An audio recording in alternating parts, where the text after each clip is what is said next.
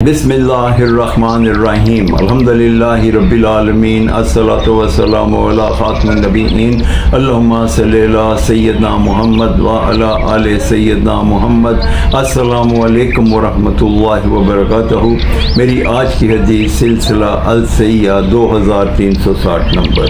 इमामुल मुरसलीन खातिमुन नबिय्यीन हज़रत मोहम्मद सल्लल्लाहु अलैहि वसल्लम ने हमें इस हदीस मुबारक में बता दिया कि जो शख्स 3 काम करेगा अल्लाह ताला उसे 3 फ़ायदे पहुँचाएँगे।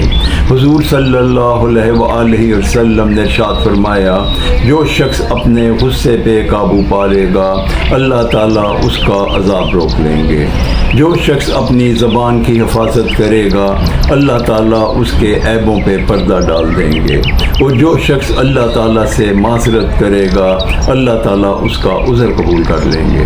अस्सलामु अलैकुम व रहमतुल्लाहि व बरकातहू।